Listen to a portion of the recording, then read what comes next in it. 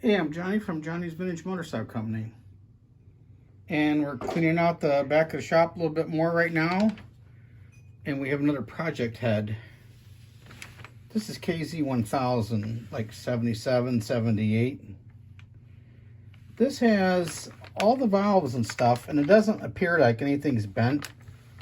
Got all the keepers and collars and everything. The tachometer drive does spin. Now the bad part. It has a broken fin right here. Okay. Then we have a modified fin here with some aluminum missing right here. And then we have a stud issue right here where it's missing in it. It needs repaired.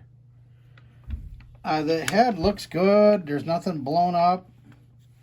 It doesn't appear like we have any bent valves. There's nothing busted here.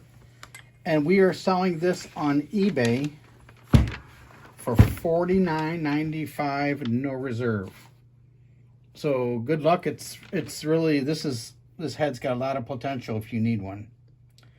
Okay, well, thanks a lot for looking at our stuff.